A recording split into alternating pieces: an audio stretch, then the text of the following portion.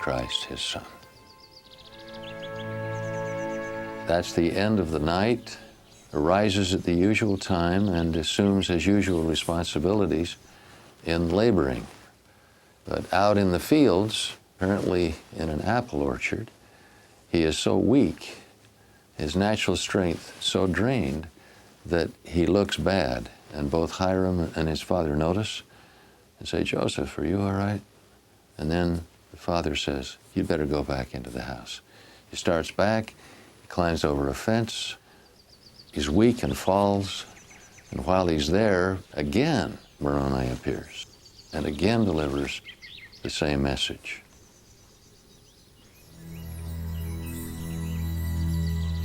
Now, one of the intimate details about father-son is that he's been instructed to tell his father of all this, and he doesn't. And he's later reprimanded by Moroni, in effect saying, "Why didn't you tell your father? I didn't think he'd believe me." And Moroni says, "He will believe every word you say." He goes to his father, he tells him what has happened, and his father says, "Look at the trust in this. Joseph, my son, do not be disobedient to this heavenly vision." Or in our words, do exactly what he told you to do. His father, in that sense, is the first convert to the process of restoration. And Joseph did as he was directed.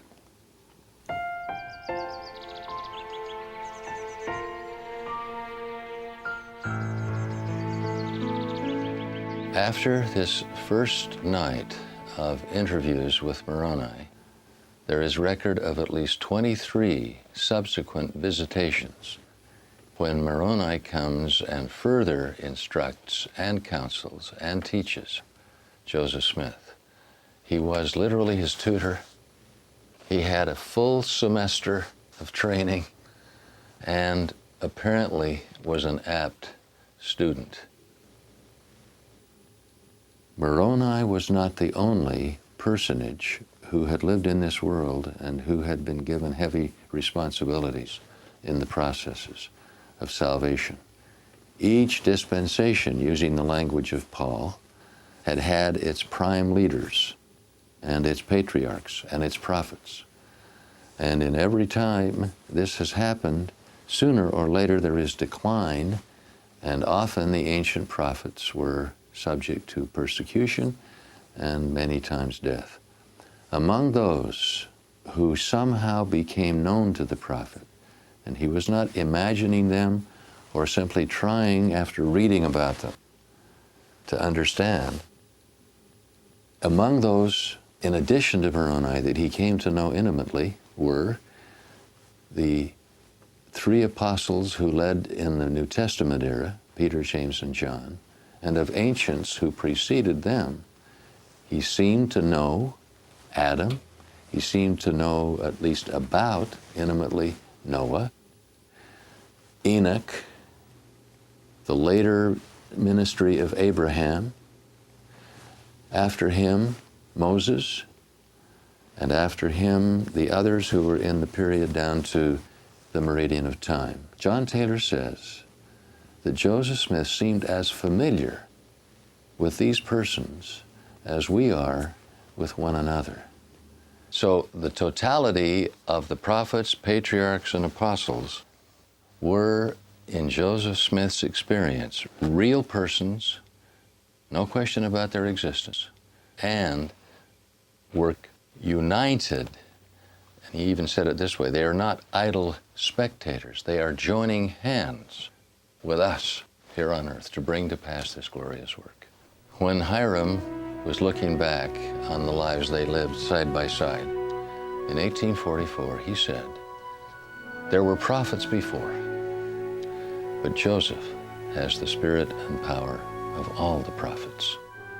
And as you study his life and compare it to those we know about in the past, there are elements in all of their lives that were relived in his life.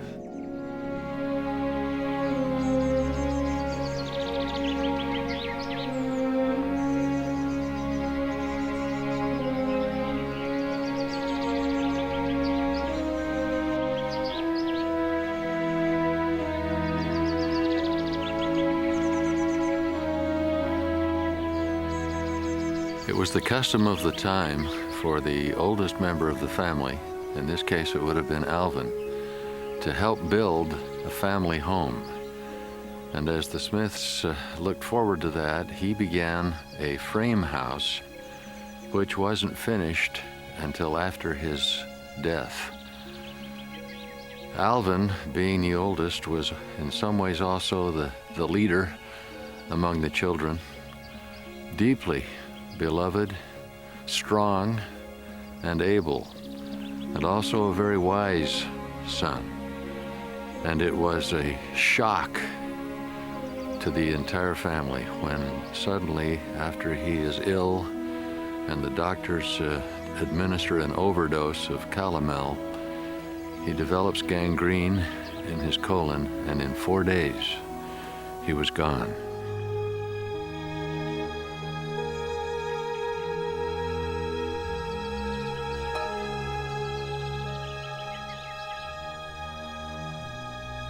The last words he says are, in effect, Joseph, be faithful to obtain the record. Joseph is by now 17 or so. And he adds, be a good boy. You can say that the older brother still thinks of his youngest brother as a little boy, but he also knows what the Lord has placed upon him. And that's his dying word. It's also, in effect, a dying blessing.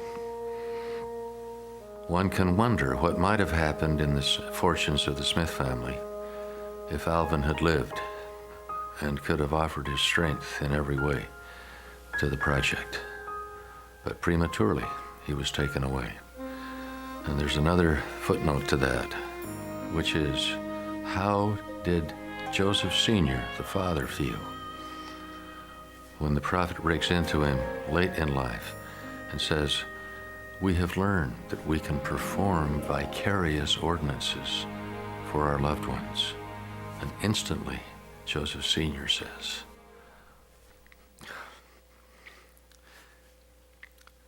be baptized for Alvin.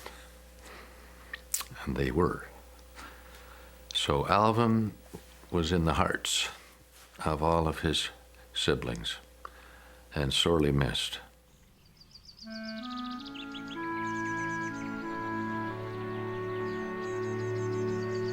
Alvin's desire to build a better home for his folks was based on the feeling that they deserved a better place and that perhaps they could retire and wouldn't have to work as hard as they had through their life. So it was in 1825 that the home was finally finished, and Mother Smith and her husband actually looked at a room in that house and said, this is where we can now take it a little easier. Little did they know what was ahead in their lives.